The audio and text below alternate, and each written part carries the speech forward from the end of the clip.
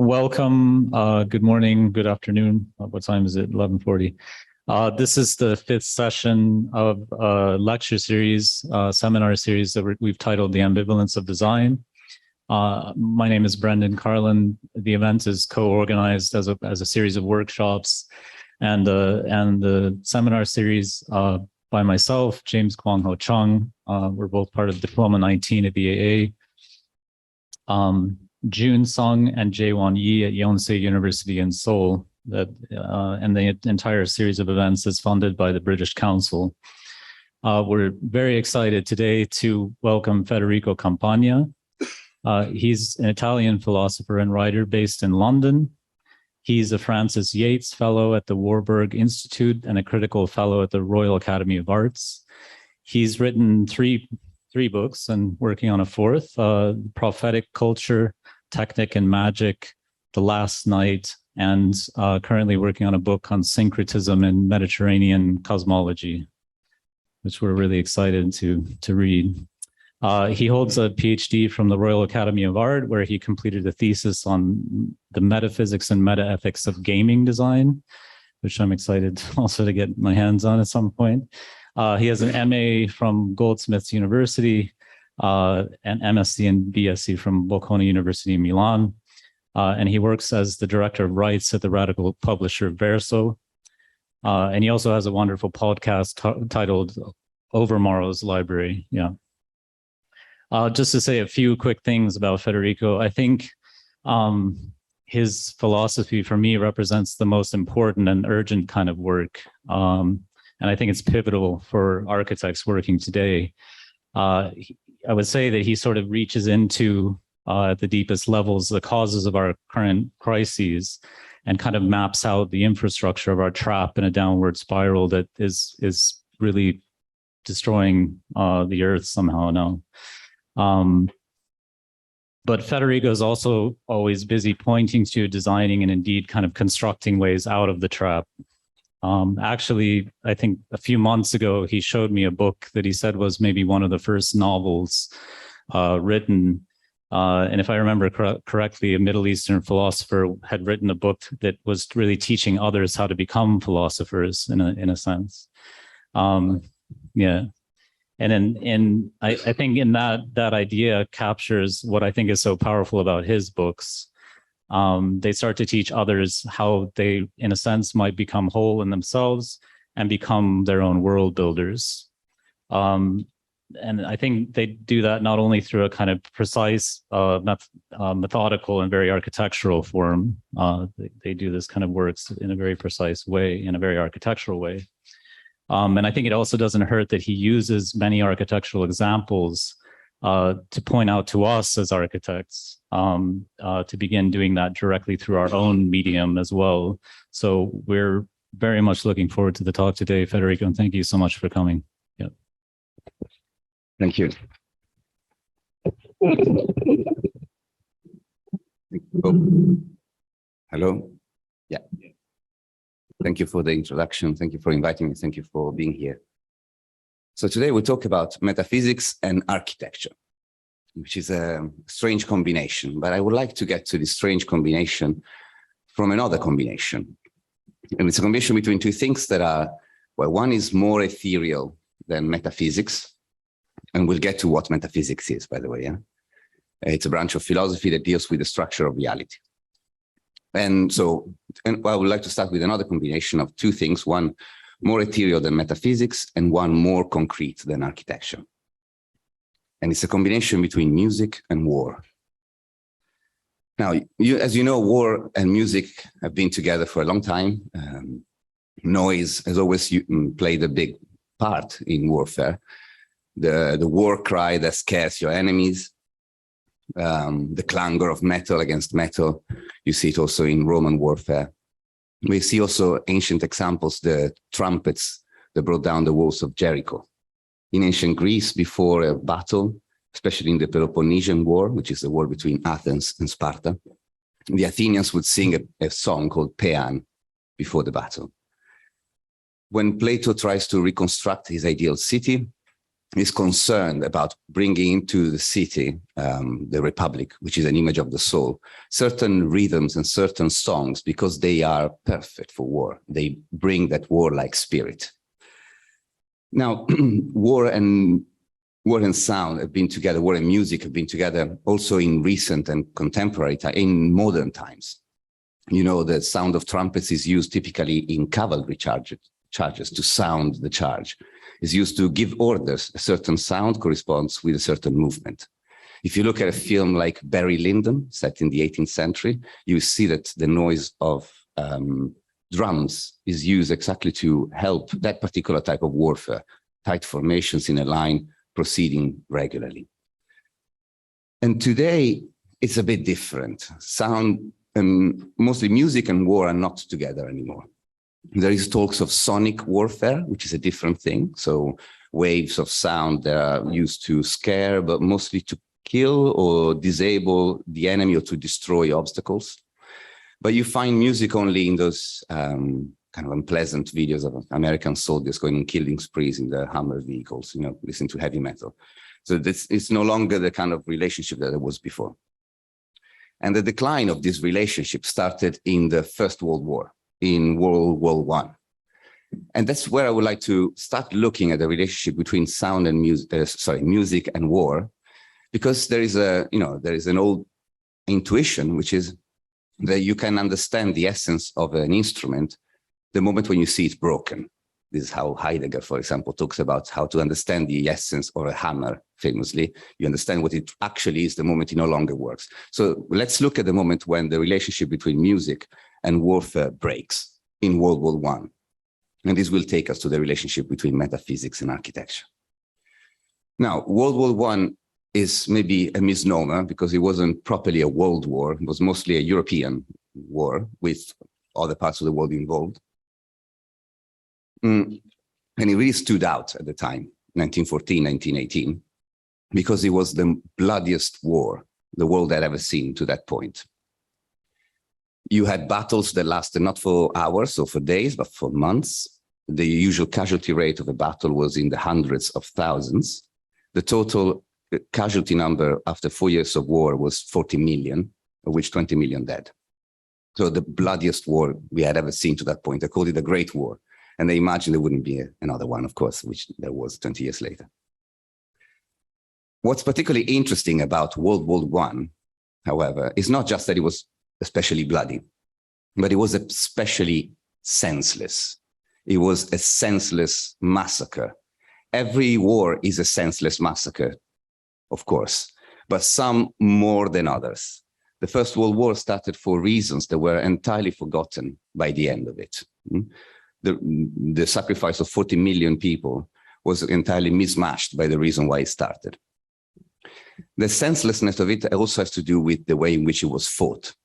In typical battles until that time, you had a confrontation between humans and horses, humans and weapons, but it was fundamentally humans with their appendixes. In World War I, this changes. You have a confrontation between armaments. You have a confrontation between machines, huge cannons, huge explosives, gas, and the humans become the appendixes of these machines. So it starts changing the relationship and the way in which a soldier enters this war. One starts to wonder what exactly is the place of a soldier within this war. And you find this, for example, in the poetry and in the fiction and non-fiction that came out of World War I. The experience of war was particularly strange for those who underwent it. And one of the soldiers that wrote about it, maybe the clearest, was a German soldier called Ernest Junger.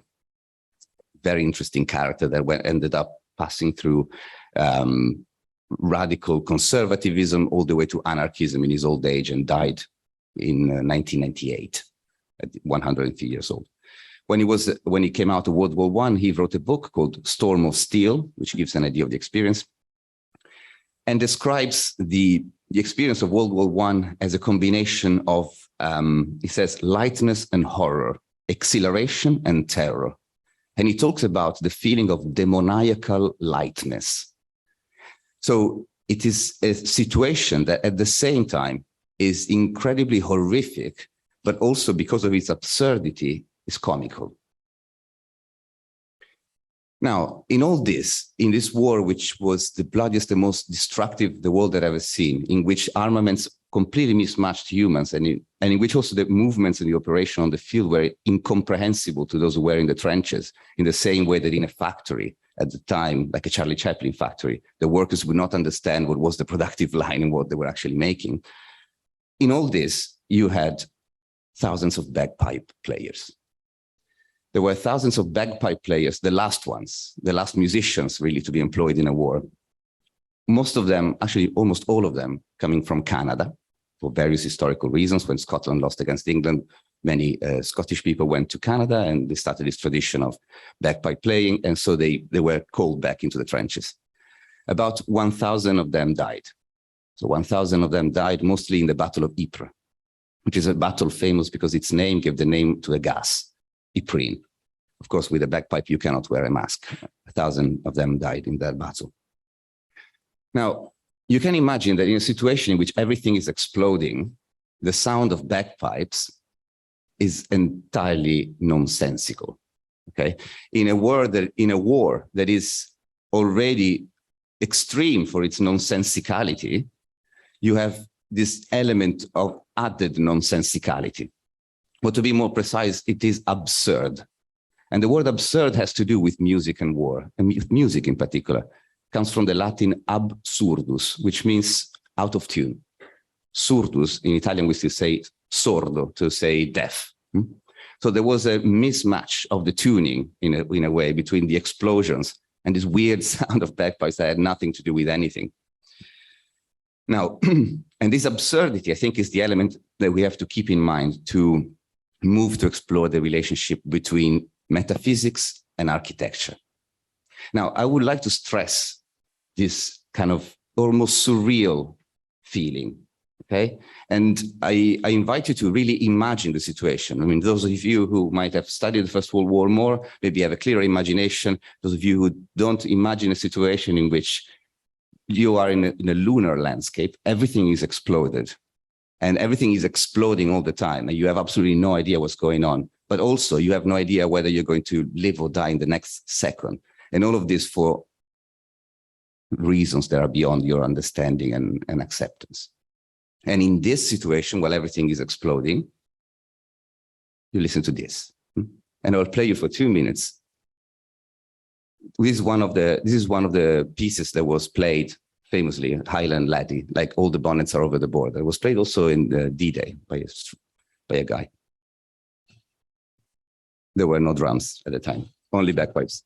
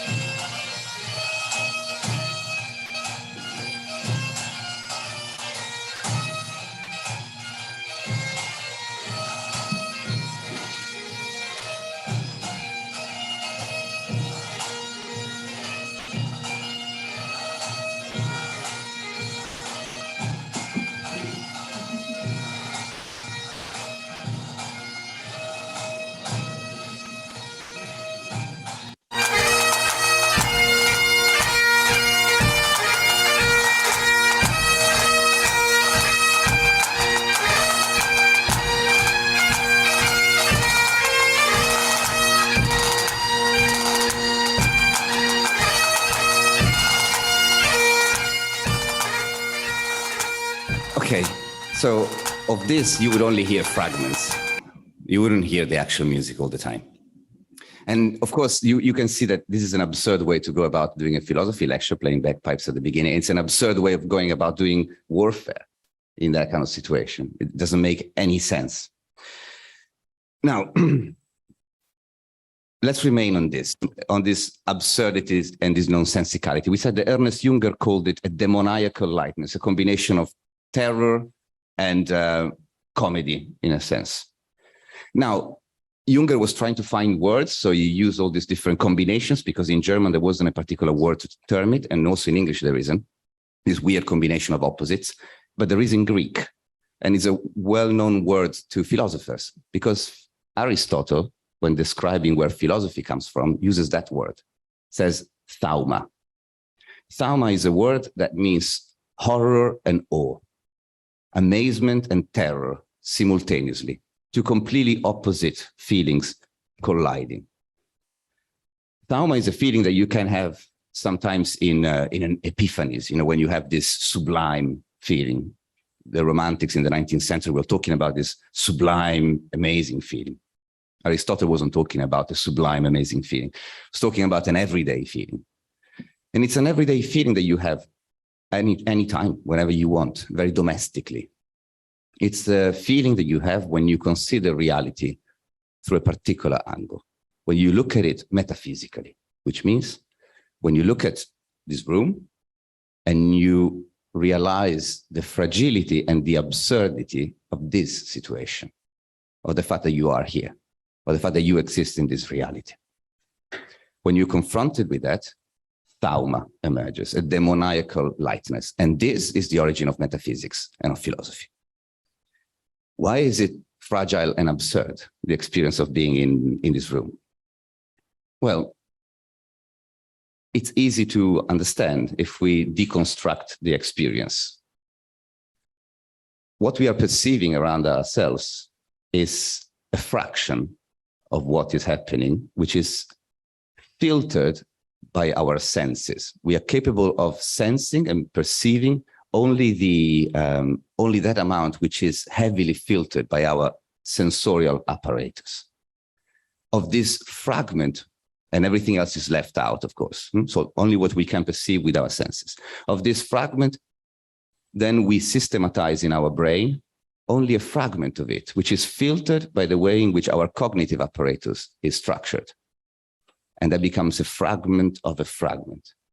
Of this fragment of a fragment, what we accept as reality, there's many feelings that they are not cognized, and many cognitions that are not accepted as reality, is a fragment of a fragment of a fragment, which is distorted by our cultural upbringing, our ideas about reality, our preferences as well.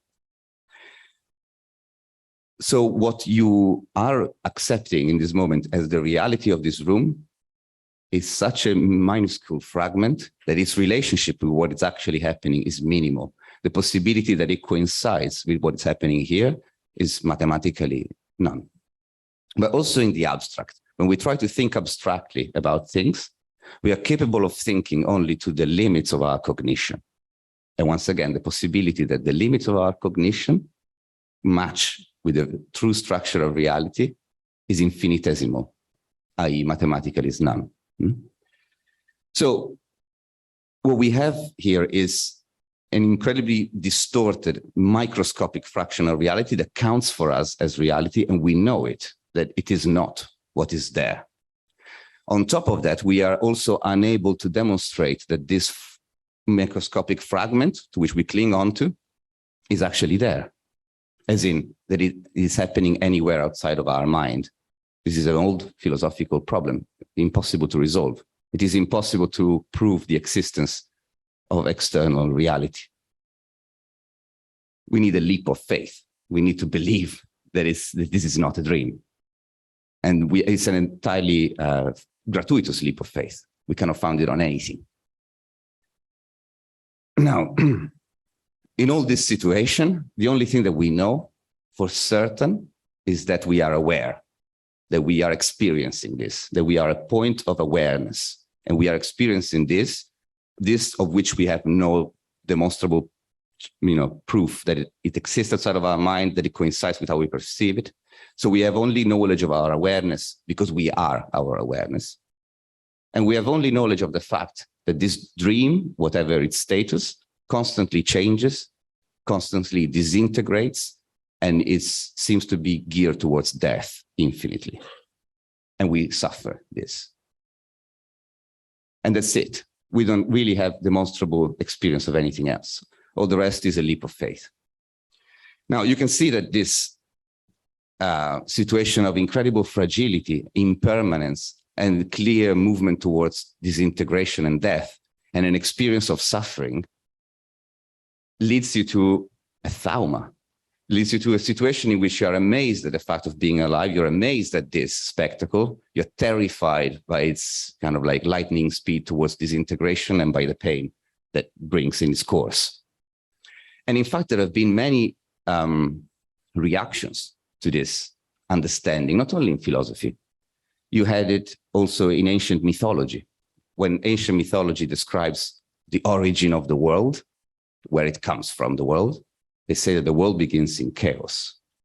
Chaos is this incomprehensible World War I scenario in which everything explodes and is beyond your understanding. Heraclitus, the famous Greek philosopher, talks about the fact that the origin of the world is not only chaos, but it's polemos, which means war. War is the essence of the movement of things. For example, in one of his famous fragments, talks about how a bow, which in Greek is called bios, is the same as life, bios. So it says, bow, bios, your name is life, but your work is death. And so there is always this concatenation of opposites on this chaotic war type background. For the ancient Greeks, being alive was a curse. When the satyr Silenus was interrogated by King Midas, the guy who turned things in gold, about the highest wisdom, he said the highest wisdom is for humans to have never been born. The second best thing is to die immediately after you are born. That's why the Greeks were so wise. This experience led many philosophers to try to find solutions. So, for example, in people like Plato, there is an attempt to find something stable in this, something really real. For example, mathematical numbers or ideas or something that doesn't change. And in modernity, we had many people, writers, philosophers, that have reacted to this with despair. Cioran or Leopardi with cosmic pessimism, or the French existentialists with the dread of being absolutely free in an absolutely meaningless world. So very much like a battlefield of World War I, our experience of death has this element of chaotic nonsensicality. And like those battlefields, there is in the background the sound of bagpipes, which is even more absurd and ridiculous. But that sound is also the only possibility of keeping a melodic line. And that's exactly its function. It's not to encourage you to go further, to jump over the top, or to tell you anything in terms of orders. It's just the only melodic line, the only thing that is not absurdus, that is not out of tune, paradoxically, in all this. And this is exactly the function that it has. This melodic line, this one thing that makes sense, that is ordered in chaos, the Greeks called cosmos. The Greek word cosmos means order. You find it also in cosmetics, the ones for your face, because order is beautiful. And order is beautiful because it's the only place where you can live. In chaos, you cannot live. The only inhabitable place on a battlefield was the melodic line of the bagpipes, even though distorted and ridiculous and fragmented. And in fact, when philosophers try to think about what a world is, because the word cosmos, as you know, means cosmetic and so on, order and beautiful, but it means the universe. The universe itself is like a sound of bagpipes to a certain extent. Our way of making a world out of this chaos is an attempt to find a melodic line that makes sense where we can live. And when philosophers talk about worlds, they often use this metaphor. The French philosopher Félix Guattari, for example, talked about it in terms of a ritournelle, which means a refrain, a musical refrain. talked about how in itself reality is entirely nonsensical, but we can invent refrains, musical refrains of sense, ritornelles like bubbles, and sing them. And those are the bubbles of sense where we can live. A narrative landscape, a musical landscape where we can construct a life that is meaningful. And in fact, a world, if we think about it, what we see, a world, the fragment of a fragment of a fragment, heavily filtered and distorted, which we accept as reality, and we accept when we create it, and we accept it in many different ways, in many different parts of the world, of the planet, in many different ages in history, we have done that differently. A world is in fact only an hypothesis, is an attempt to tell ourselves a narrative story about how reality is structured, what kind of things exist, what kind of things don't exist, what is possible to do in reality, what is impossible, what is true, what is superstition, how we can separate entities, moments in time, spaces, how we can measure and order the perceptions that we have. This attempt at creating a structure and order, which, as I want to stress this, can be done in many different ways, comes out as a story, a likely story, which we take as the world, we take as reality. We tell ourselves a story that reality is made in a certain way. And that is a ritornelle. And we have done it in many different ways, in many different times in history. It's a fiction. The world is a fiction, fundamentally. It's not a real thing.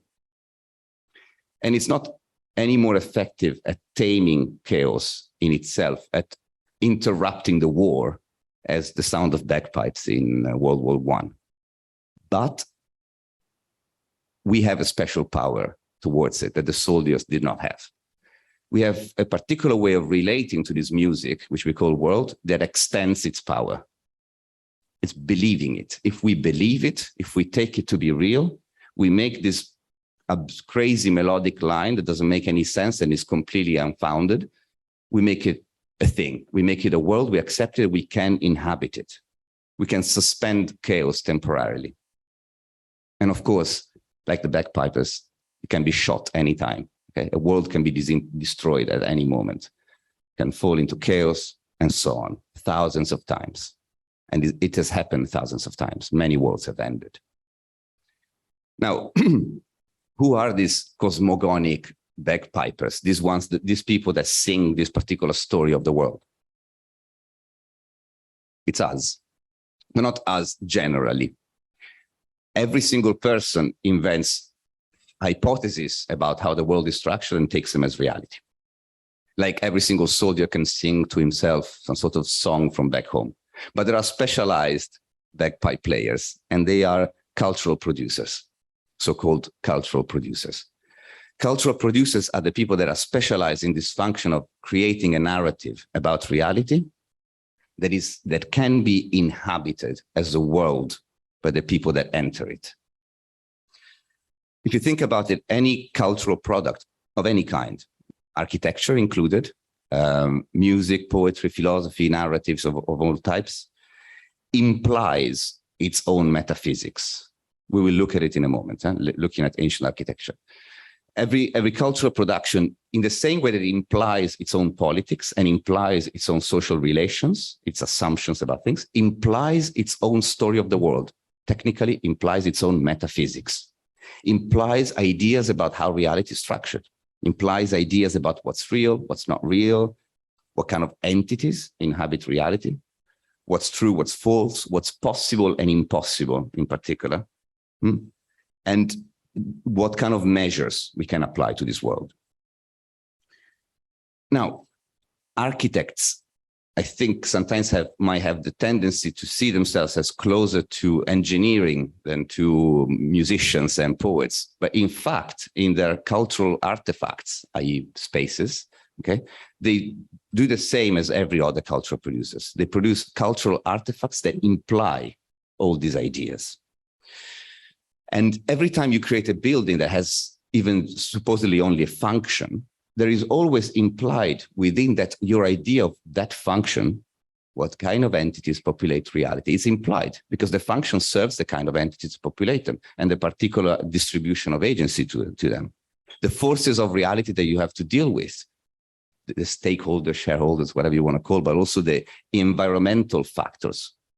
What are the environment? Are ghosts part of the environmental factor? In certain societies, they are. In certain worlds, they are. In others, they aren't. The way in which you include or exclude that shapes already the world.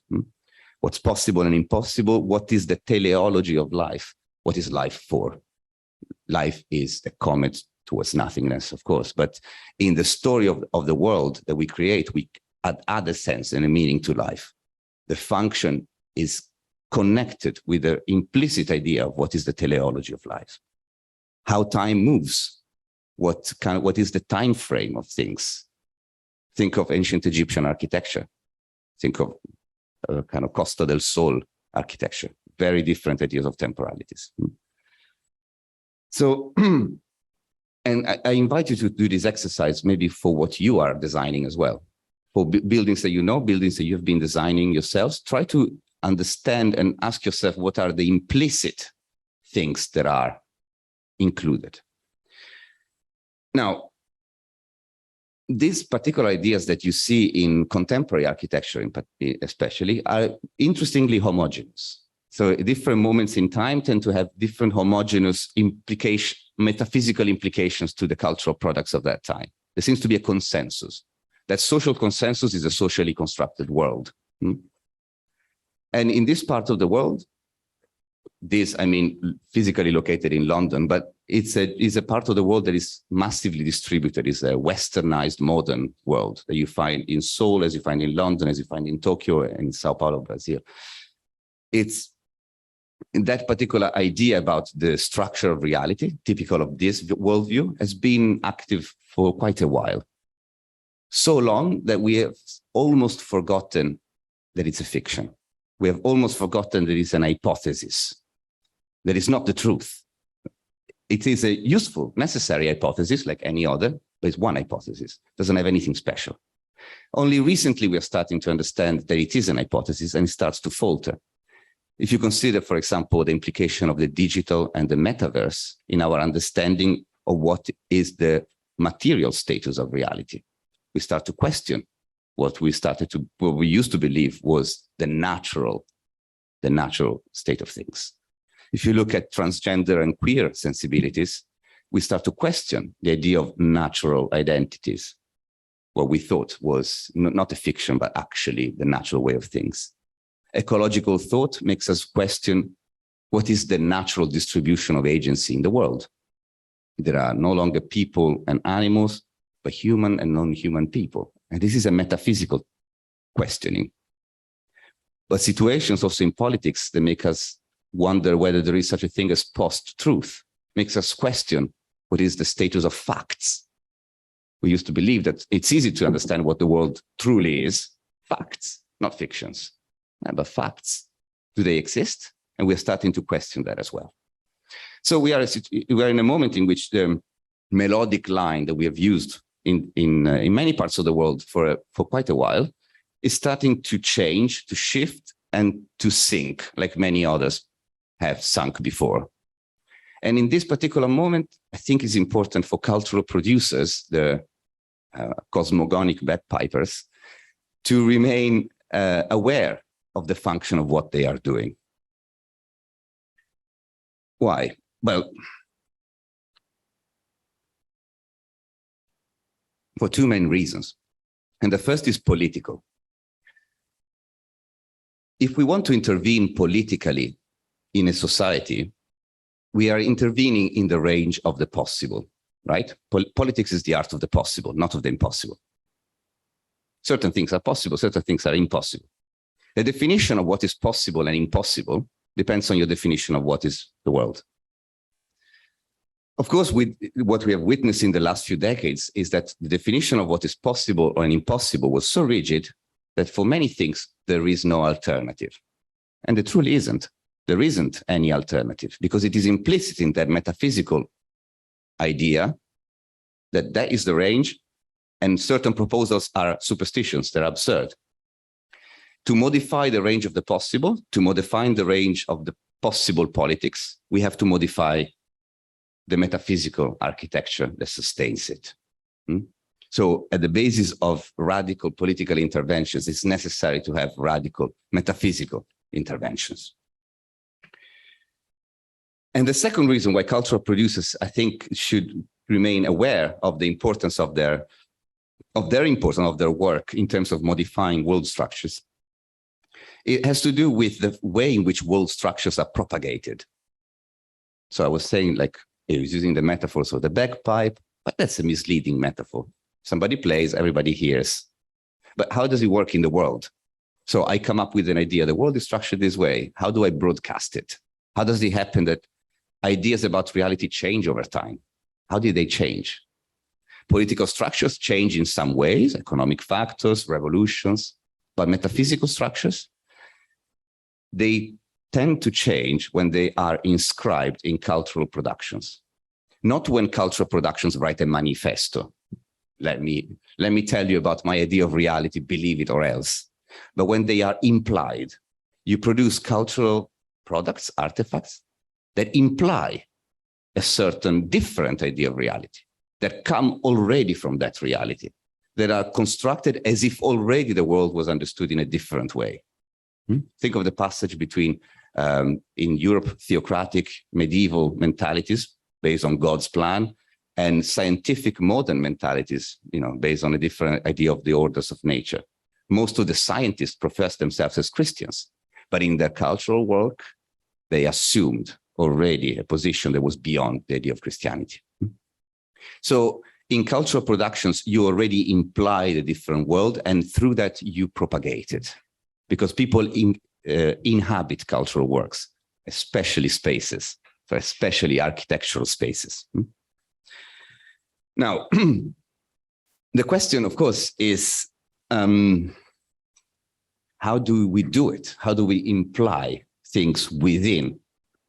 Now, if this was a seminar to writers, maybe we could discuss it in a particular way. To musicians, there would be different examples. But as architects, how do you think about inscribing a different worldview within a building? It's useful to look at examples, I think, and in particular to look at examples from a completely different world. So forms of architecture that come from communities or individuals and groups of people that inhabited entirely different melodic lines, that invented entirely different refrains about what reality is and included them within their architecture. And they did it, by the way, in a much more conscious way than we do today with our cultural productions. So they seem to be more specifically geared towards expressing this belief. These architects are known as ancient or archaic or traditional architects. All these three words are pretty vague, of course, and they can mean different things if applied to different parts of the world. However, there is a continuity or a very close similarity between forms of ancient, archaic, traditional architecture in different parts of the world. This is an important work done by anthropologists, for example, in observing the similarities and the continuities. What was their way of including their story of the world inside their spaces? First of all, they didn't include it in the way that you represent things. They didn't use these buildings or the spaces that they designed to represent their idea about reality, to broadcast it. They used it as reproductions. Basically, what they did is that they thought there is a certain structure of reality, there is a certain melodic line, and they made their building sing it itself. They turned the building itself into the player. So this is the way in which, for example, you understand a ritual. A ritual is not a homage to a certain sacred event. The ritual is a reproduction of a sacred event. Like a sacrifice is not an offering to the god. The sacrifice is the reproduction of the activity through which the gods keep the world spinning. This is very important for example, in Hindu theories of sacrifice. That is through your sacrifice that you help the gods to keep the world spinning because it is an active part. So this is how we should look at examples from ancient architecture and metaphysics. Let's have a look at a few examples. The way in which cities, for example, were structured. And here, of course, there is the classic text by Rikvert, The Idea of a Town, which looks specifically at this aspect. The urbanism of a city is oriented with the movement of the stars and of the universe.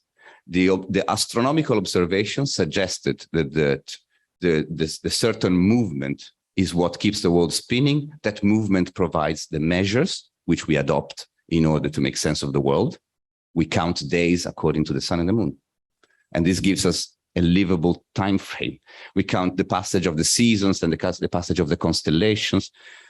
In the work of Giorgio de Santillana, for example, is an historian of science from MIT. This is very interestingly explored. And the cities were made to fit that movement of the stars, structured in that particular way, to reproduce it, to give this feedback loop.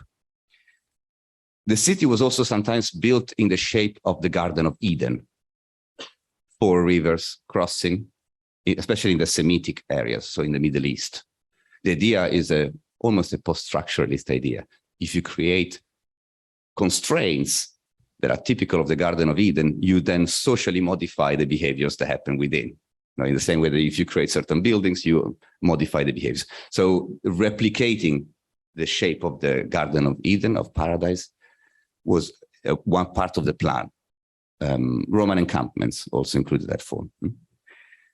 In other societies, for example, in Mali, among the Dogon of Mali, the shape of the town is the shape of a human body, because the idea is almost a hermetic idea. It's almost the idea that what is above is what is below, and what is in the small is what is in the big, and that there is a correspondence between everything.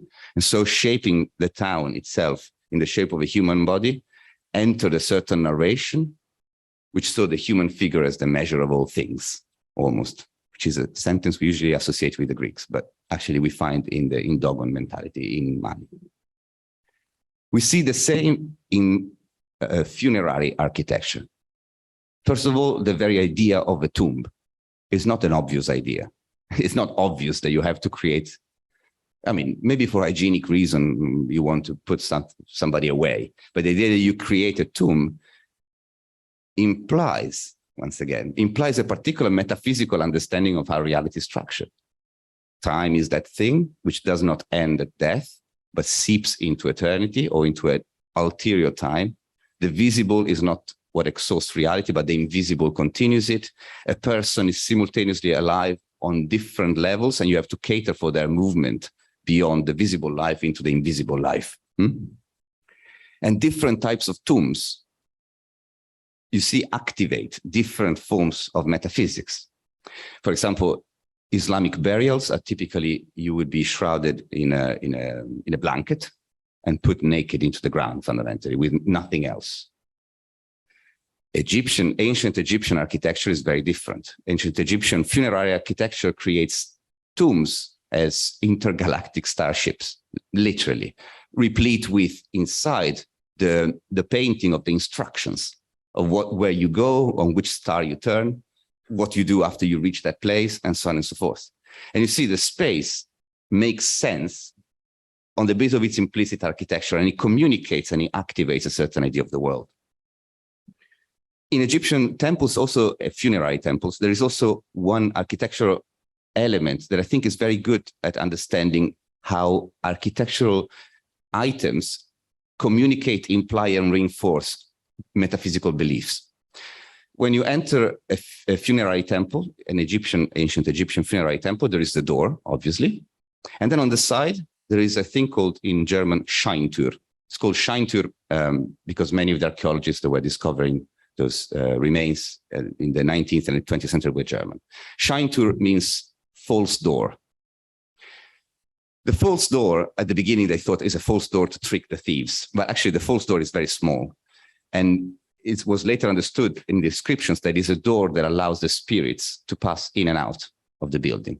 And you see that architectural item implies the idea that nature, reality is populated by kinds of entities which are very different from the kinds of entities that we do today. I doubt that in the buildings that you're building at the moment, you are providing ways of passage for immaterial beings. Okay? But it is by providing ways of access to immaterial beings that suddenly the world becomes populated by material beings. It's literally as simple as that. Now, of course, we can discuss how you want to modify world ideas on the basis of what. There is infinite possible worldviews available. The problem is choosing. If you think of the idea of a temple, very similar. The idea of the temple, the idea of the altar. The idea of the altar is something that we find also still in the house. You know, a table is the prototypical table is an altar. But the temple also is not an obvious idea. You separate, you cut a section of the landscape out. It's in the word. Temple comes from the Greek temnein, which means to cut. So the temple is that space that you cut. You cut out. And this communicates and implies the idea that reality is made of separate dimensions. That there is not just one field. Today we believe there is only one field of reality, obviously. That's why newspapers are almost like history books and everything. You know, they cover the totality of facts. But in an ancient mentality, there is not only facts. There is facts, sacred events happening simultaneously, and they are incommensurable with each other. This idea that there are multiple dimensions that they are constantly active in reality at the same time, and they are not commensurable is symbolized, for example, by the cross. You have a vertical line and an horizontal line, meaning the horizontal line of facts and the vertical line of events that don't count as facts, divine events. So the idea of the temple already implies this, but there is more. A temple is not some random space built in some random way. A temple has very precise proportions, especially in ancient Greek temples. This is visible. Ancient Greek temples are known for their very specific proportions, and they have to do with the fact that they replicate the true proportions of reality. True proportions of reality. So they replicate the idea that reality is a thing that is a melodic line that is on a certain tune, on a certain rhythm, on a certain harmony. And those harmonies have to be replicated in that space, as to be made sound again in feedback. This is how, for example, in ancient Greek thought, you would come with the idea of symmetry. Symmetry, which a word that we all knew, you take a form that is on two sides the same, the symmetrical. Symmetry in Greek comes from symmetron, so with the same meter. So two things have the same measure, right? Metron, however, has its root in meter. Meter means mother, okay? So two symmetric things have the same measure because they have the same meter, and they have the same meter because they have the same mother. So the idea of symmetry is not just to do with shapes, a triangle, but the idea of symmetry is that the proportions of the temple are the same proportions of the movements of the star, because there is not only reality is made of multiple dimensions, but there is a symmetry between them. There is a common measure between them. This is the belief that then gives rise to astrology. How can the stars influence our behaviors? Because there is a symmetry between us. Also, it's the belief that influences certain forms of magic by modifying ourselves and modify the events in the world.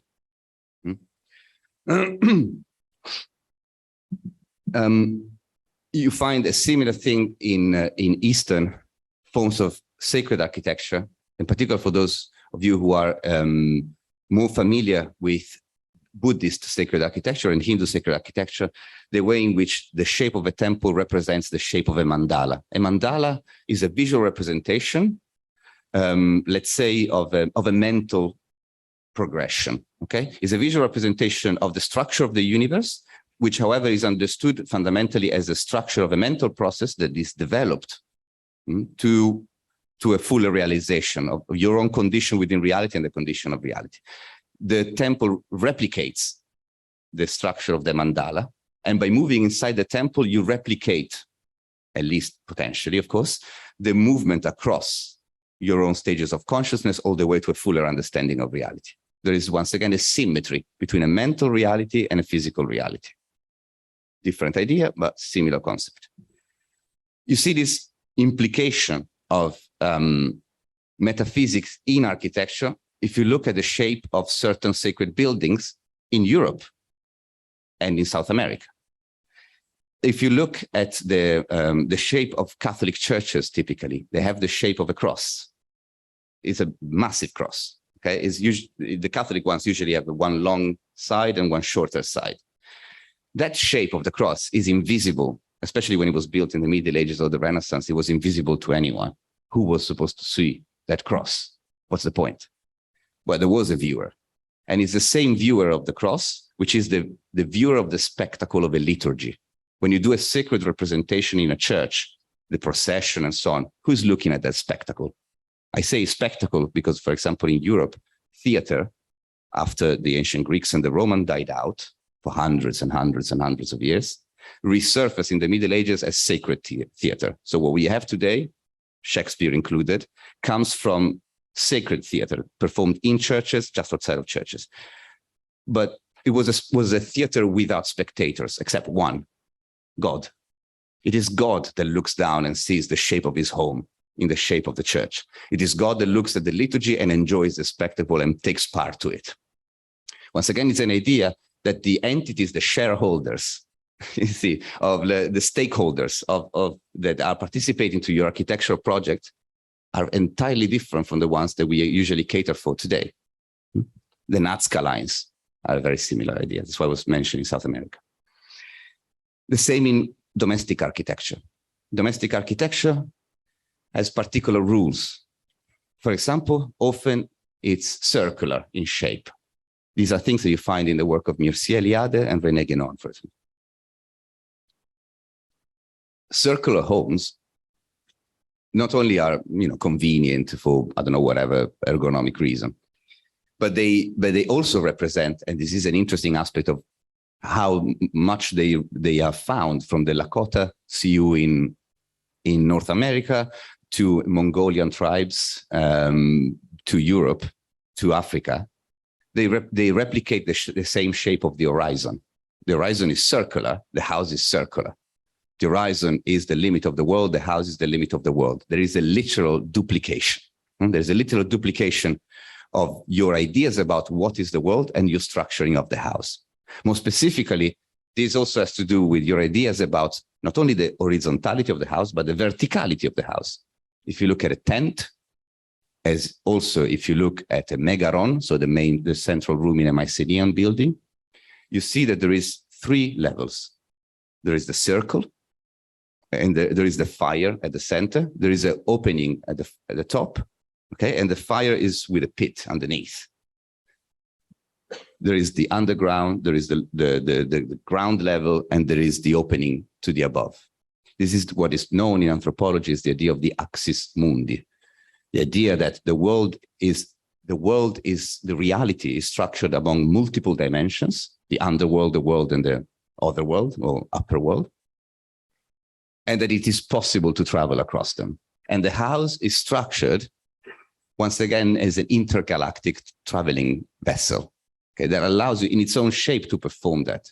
And that also implies ideas about the teleology of life. What is life for? It is to enter this movement and to perform it. So to conclude, and thank you for your patience, I would like to invite you to consider when you are engaging with architectural work, first of all, your position as cultural producers, even though there are many aspects of your work that are technical in another way. Of course, technical comes from the Greek word for artist, by the way, not from technician. Remember that when you are dealing with cultural productions, you're always implying certain cosmologies. You're always implying certain ideas of reality in the same way that you are implying, for example, political items. If you design a city that is not accessible to disabled people, you are implying politically, okay, that the city is the place of fully able-bodied people. Okay, so this is clear to understand politically, right? Now it's the same metaphysically. Okay? Metaphysically, when you design a building, you imply certain ideas of reality. And this is important because by implying them within your cultural works, you make them possible. You make them happen. This is the only way in which we have done it. This is the way in which we humans modify narrations, by implying them. And by implying them, you transform the field of the possible, you transform the political field. Now, as cultural producers also, since you, as cultural producers, so like philosophers and many others, you are responsible for creating worlds, keep in mind that you have at least an etymological affinity with poets. Poets from the Greek poiein, to make. But there is a particular way in which all cultural producers archetypically are poets. So the poet is the basic form of all cultural production, because we are poets of worlds, makers of world, cosmogonic poets. And I think, really to finish, as a possible way to try to have a slightly different, more metaphysical understanding of the implications of your work, you can try with a false etymology of the word that defines your profession: architect. Architect is another Greek term, and technically, the probable etymology is the arche tekton, which is really awful. Is the boss of the workers. Okay, arche means power, being in charge. Tekton means the workers, fundamentally. But it's possible to have another etymology that is not too far off. It's maybe a little bit Borgesian, a bit imaginary, which is arches technites. Arche, from which architecture, means power, being in charge, the boss, but also means origin. In philosophy, the very first Greek philosophers were all worried with the problem of the arche. What is the arche of the world? What is the fundamental melodic line of reality? The arche. So you can understand architects as arche technites, which means artists of the origin, which basically means world builders. Thank you for your patience.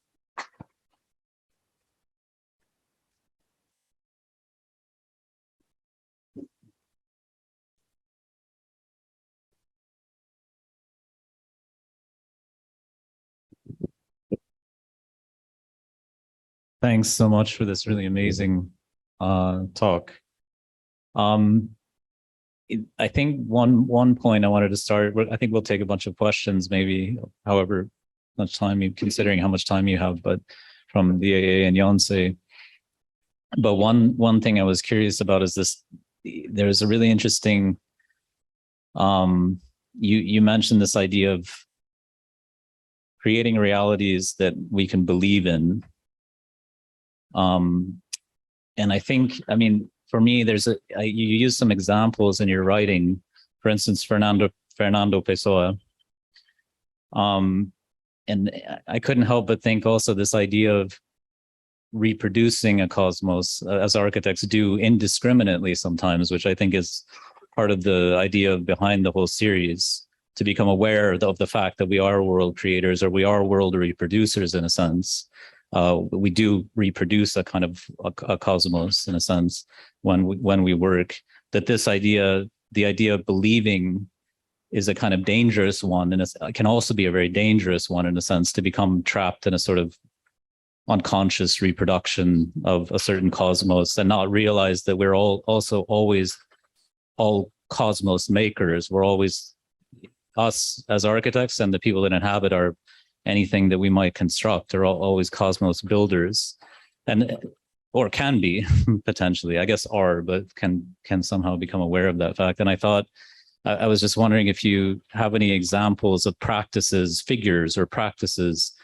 One, it's based on the idea that I thought in Technic and Magic, it was really inspiring that it seemed like you were suggesting that Fernando Pessoa always maintains contact with the fact that he can make worlds and cannot believe in any one of these figures or realities that he creates, but at the same time is always producing, by having a heteronym, is producing different worlds at the same time and becoming different characters somehow.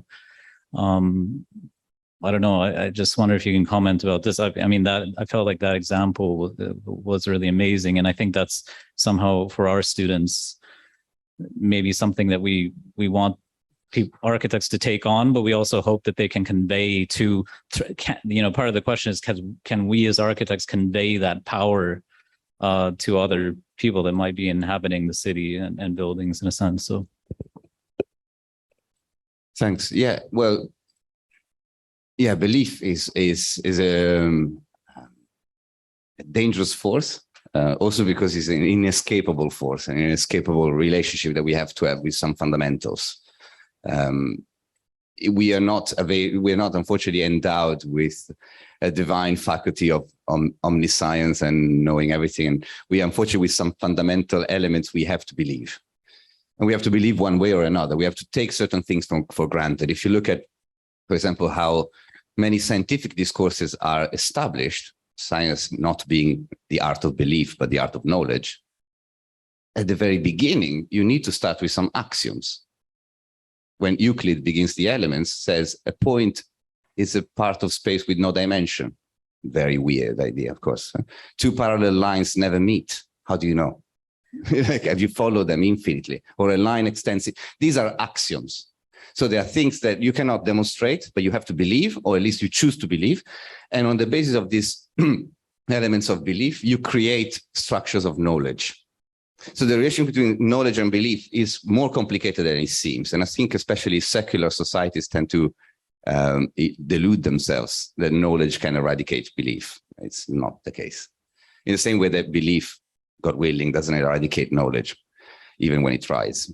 Now, the problem is this. What relationship do you have with the necessary aspect of belief? We know well that there is a tendency all too often to embrace belief completely, to allow belief to substitute what we know to be a fiction. So what we know to be the decision, the product, the outcome of a choice into a natural condition. Okay, so what actually originates as I decide to take these axioms, I cannot demonstrate them, however I choose them, and I choose them freely because they allow me to develop certain forms of knowledge, but also in society, they allow me to develop certain fields of the possible, they allow me to develop certain ways of life, but they're not real. Okay, they're not justified by the fact of being naturally inscribed in the order of reality. The risk sometimes with belief, which is interesting because you have this risk when you fundamentally embrace belief, but also when you fundamentally reject it. In either case, specularly, you have the same result, that you start mixing free fiction for nature. And that becomes really dangerous. Now, I think the way in which it is useful to embrace belief is maybe to turn it the other way around, to think of it not thinking of belief only as a personal investment, like I make the thing I believe, but it's more, I suspend this belief. Okay? So you begin with a precondition of disbelief. You begin with a skeptical condition, which originally, of course, has to do precisely with this. The skeptics were those at the very beginning, before Hume, many, many centuries before, who defined that nothing in reality can be asserted because reality is unknowable. Pirro, for example, Carneades. This philosopher, that's how skepticism was defined. So you begin by this idea of the unknowability of the truth of reality. And then on top of that, you decide to suspend this belief about certain things. In the same way that you are very well aware that when you look at a spectacle or a show or a film, it's fiction, but you suspend this belief. Now, I think the relationship with narratives is very useful in that sense. So you are invested emotionally in the thing, while at the same time reminding yourself that this investment is your free act of volition. You're not naturally obliged, to believe that. For example, to believe your own identity. It is very useful to have some form of self-identification, unless you're a mystic, but very few of us are. Okay, but it's a useful thing of having some form of identification. The moment you believe it, it's a disaster. Obviously, it destroys you. So this kind of like detachment, this ability to be in and out of the world, in a way, in and out of the fictions, I think is extremely useful. Yeah. Yes. wonderful lecture. Thank you so much. I know we have limited time and there's a lot of people asking questions. Thank you also for bringing the lecture together. I think it's been a great collection of speakers. I'm very troubled with this because I'm looking at Silicon Valley as a subject matter, looking at the architecture, and it feels to me like we live in a world that the only ones that acknowledge this cosmogonic power is corporations, but bluntly. And architecture is this wonderful machine to congeal this knowledge of a world. And it gets extended to us in all sorts of ways. And so I guess, so the question would be, we believe that architecture is a form of knowledge that reveals also these ambivalences. And I'm just very curious to know your thoughts on like the schizophrenia of being in and out of trying to understand this cosmogony by being in and out. I feel I'm a little bit there, and it's really schizophrenic and taxing, and perhaps dogma or this idea of belief is helpful. I don't know if that's the question. No, I think it's a really important question. And like, I think your observation on corporations is spot on, unfortunately. And it reminds me of another person who, another very unpleasant person to quote, but actually by saying something pretty interestingly, very similar. I think it was during the second Gulf War, when George W. Bush was attacking Iraq on the basis of Saddam Hussein having weapons of mass destruction. And then these weapons of mass destruction obviously were not there. And his advisor, Karl Rove, who was one of the minds really behind the invasion, was interviewed by a journalist asking, what is real? It's not real that there are weapons of mass destruction. Why? And he replied, while you are busy asking yourself what is reality, we're busy making it. and that really gave a definition of how this activity of cosmogony can be taken, of course, as an instrument of domination and oppression. Absolutely. It's, like all things, like all instruments, it can be absolutely taken, like everything else, unfortunately. That's why I think it's useful and important for us as kind of minuscule cultural producers, like individual tiny cultural producers, to start disseminating other ideas, in microscopic ways. But, even the Christian churches at the very beginning, they're not very dissimilar. And they went a long way, and they went all the way down bad. But anyway, with the question of being in and out, it's really complicated, of course, to be simultaneously in and out. And I think this is a much longer conversation, which has to do with, I was mentioning earlier, existentialism, which is a branch of philosophy that is exploded in its notoriety in the 20th century in France. But of course, existentialism goes all the way back, Kierkegaard, but then you go back to the Hellenistic times, the time of Alexander the Great. Now, existentialism is an attempt to create philosophical propositions that basically function in your life. If philosophy doesn't make you live better and doesn't fit with your tragic condition, is useless, which I think is a very wise approach. Now, the problem there is the problem philosophically is that you have to consider that, yes, so you have a situation which you call the world, which is knowable, ordered, cosmic, in which you are present to a certain extent, and that's where you call your name, for example, or where you define yourself in some form. There is another aspect of reality. This is the minimum structure, okay? Then you can expand this infinitely. There's another aspect in which that doesn't apply. You can call it chaos, you can call it eternity, you can call it, I don't know, the Brahman or whatever else. And you're also present there. Or even though you cannot call your name and you cannot identify. Now, the imagination of the outside can be manicured in the sense that we have a knee-jerk reaction because we are so habituated with an idea of a one-layer reality, which is entirely coincident with facts and names and definitions and identities, that what is beyond we call nothingness. You die, you sink, you vanish. The past disappears. See what I mean? We have this idea that what is undefinable, what is outside of the cosmic, is chaos, but in a really terrifying way. It doesn't have to be. There are many discourses in philosophy, but also, of course, in theology, that kind of suggest different ways of understanding chaos. There are some kind of more grotesque, of course, like chaos magic and all those kind of things, which is not what I'm proposing. I'm proposing possibly maybe a more mystical understanding of the part which is outside of time, the part which is outside of names, and so on and so forth, where you still are present even though you're not you, as not a nothingness, but a somethingness where you are at home also, where you're also at home.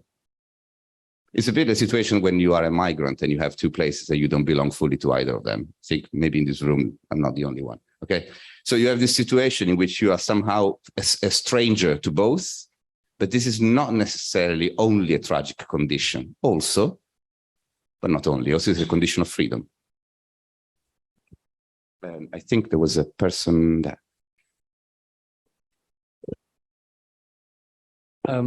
Thank you, first of all, for this beautiful. Oh, it's weird to hear myself. I'm sorry. I was thinking. So, if I get it right, like you propose as a kind of solution to this fragmentation of reality, this somethingness that you just mentioned. But don't you think that this is precisely what the crisis of modernity is all about? That this kind of somethingness this somethingness slips into this anythingness, like it could be anything. You don't really believe in it, like this in and out, this kind of, I don't know. Don't you think that what you propose as a kind of solution to fragmentation is in fact the crisis itself? That like this like everything, every belief becomes a pose that you can easily also put down and just change for something else. You don't dedicate your entire life to something, to some belief, to a cosmology, but you just borrow it when you think it's useful, and then just throw it away when you're done.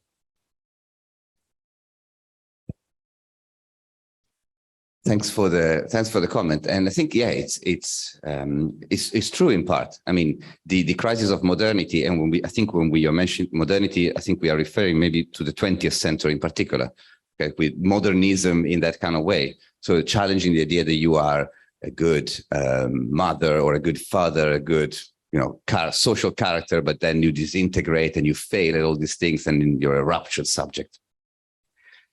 And there is an old famous passage in one of Hölderlin's poems that says, where there is power, there also grows the saving. Where there is danger, there also grows the saving power. So I think there is something in that, which is, that constitution of the fractured subject is the crisis of modernity, which, however, it contains at the same time its own disgrace and its own salvation. Now, in the way in which it is presented in 20th century narratives, mostly European, you see that this condition of fragmentation means that you become entirely homeless. You are no longer at home in yourself, you're no longer at home in the world, and you have sunk into nothingness, fundamentally. This same condition, however, is what you find, for example, in late antiquity, especially in the area of Palestine and Israel. There were Jewish thinkers and so-called mystics that were writing a particular literature called the Echalot literature. Is a literature of the journey through the palaces of heaven, and it's a mystical literature that basically teaches you how to connect with divinity, according to Jewish theology. And the first thing that you have to do in order to progress spiritually is to destroy your social self. But you find this also in many other, of course, in Buddhism, similarly. So the act of disintegrating your subjectivity, losing yourself, is seen in modernity as a terrifying catastrophe. And it's seen as a starting point in other discourses. So where there is danger, there also grows a saving power, in the sense that I am suggesting here to consider a different way of looking at it. And what you really change is the level of identification and belonging that you feel to your own social subject, to your own social subjectivity, you disidentify with that. And on the other hand, the kind of attitude that you have towards the ineffability, the non-linguistic, non-social, non-measurable, non-temporal part, the chaos, basically, that you don't have a phobic attitude towards it, but you have a trusting attitude towards it. Now, of course, the trusting attitude sometimes is defined as hope, but hope is, of course, a misnomer. In fact, when there was, St. Paul was talking about hoping against hope, because the idea of hope implies that you are still in the continuity of facts. I hope to win the lottery tomorrow. Okay, the idea of hope in this case applies to something that is beyond the world, and so of course you cannot hope. You have to hope against hope in a certain way. The utilitarian approach to cosmologies, I completely claim that. There is, of course, in European philosophy, a certain figure for the kind of person that takes on intellectual traditions and uses them for himself, specifically in this example, and then discards them. You find it in Nietzsche. It's called the last man. And the last man is this guy that goes around the big museum of the world and tries today this hat, tomorrow this other, today this philosophy, tomorrow this religion, and drops them. Okay, and he sees this as the bottom of decadence. Now, I think that is a bit unfair. Is a bit unfair. If it is done for, if it is done only for reasons of trend or curiosity, maybe it's a bit bad taste to do that. But if it's done for existential reasons, that is precisely why we have invented philosophy. We haven't invented it for any other reason. We have invented culture only for that, to provide people not with a flag in whose name they die, not with an identity in whose name they incarcerate, but with intellectual tools that help them to live, to make sense of a nonsensical situation and to survive, and to postpone suicide as much as possible. This is the only reason for culture. What other justification is there? Now, it is absurd that today we have, on the one hand, we justify the fact that culture has to do with creating identities that create separations, that create incarcerations, exclusions, and wars. But at the same time, we are skeptical about using, like this, culture. So we are more okay with cultural belonging than with cultural appropriation. This is a long discourse, I think, that we should have. I am all in favor, of course, of using culture for what it is. It's a tool. It's not true. It's only for us. For us, in the same way that every other life form has its own culture, and it's a tool for them. And there is no property in culture, thank God. Yes, I think we have maybe 5 minutes. So maybe if we could put them together in one, and then we say goodbye.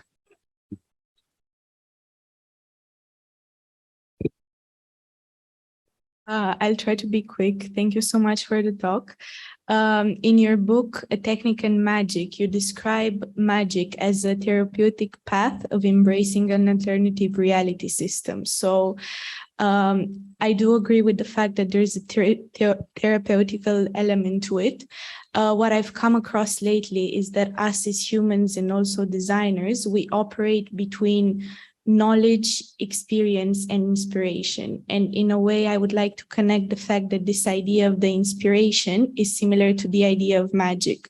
So if we are lucky enough to stumble upon this kind of ideology throughout our work, how do we come to believe it? And further, how do we manage to release it back into the world, into something that is implying basically a new understanding, but also a form of believing attached to it for the people that see it? And do you think that the response to this is in collaborative work? Brilliant question. Okay. I don't know. I think we work together. And could that magical thing that you're trying to communicate for architecture be a superior perspective? Can there be a superior metaphysical perspective? For example, one that would allow all the other perspectives to exist in harmony?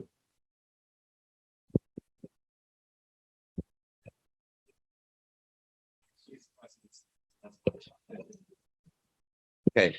I'll try to compress an answer in literally 2 minutes, and so apologies because it will be incomplete and lacking. Probably will miss most of the question.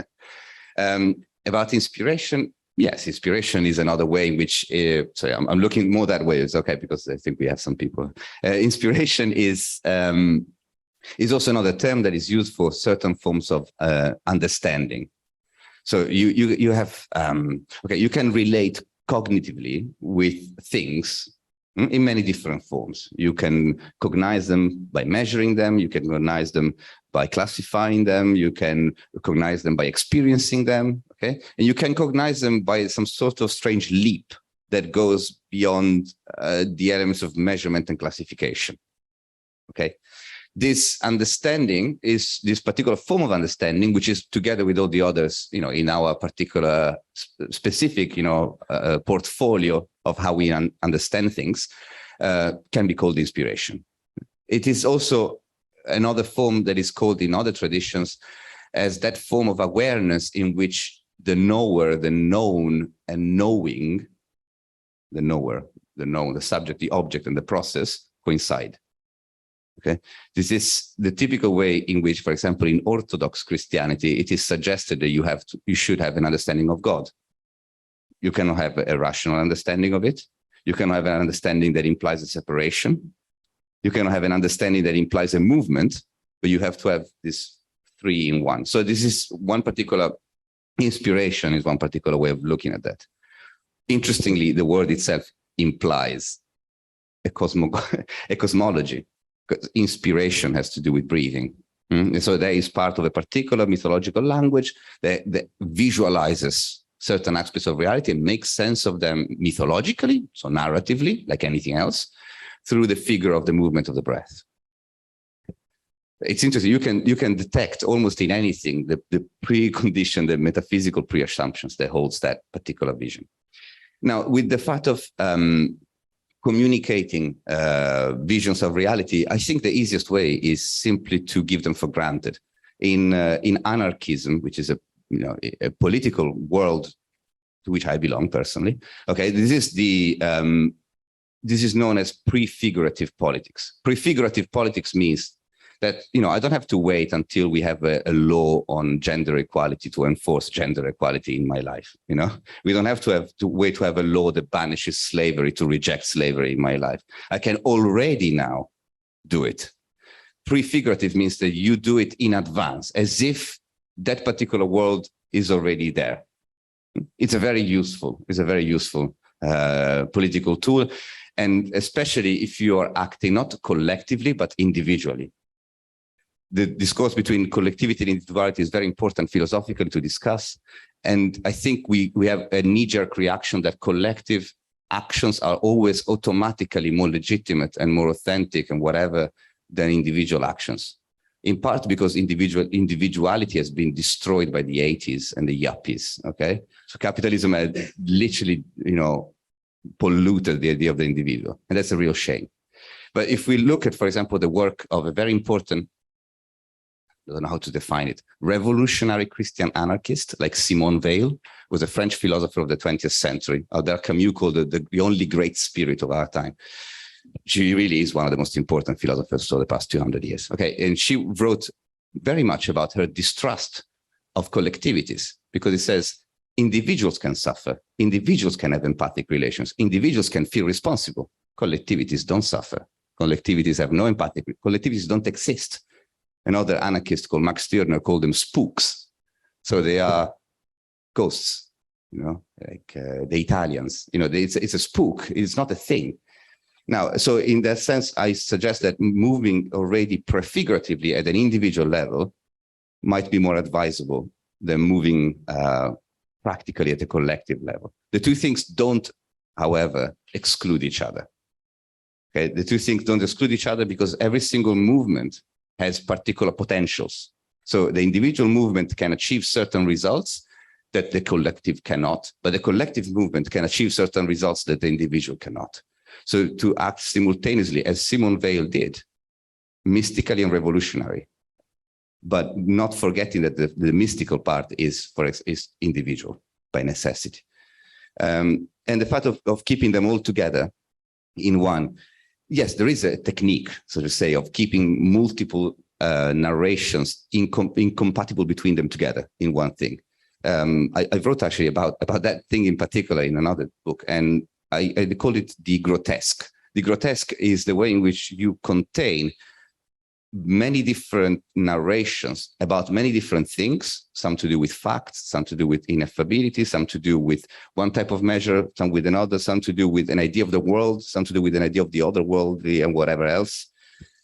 Together, the result is a very odd type of artifact, which I could only call grotesque, in the sense that the grotesque is that form of figuration that you find in the Renaissance, where an image doesn't end, but continues into the next.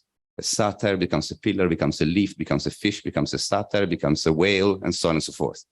Okay, so that is a particular kind of literary style, and it's also a particular style of cultural production that we might have to discuss possibly another time. Thank you.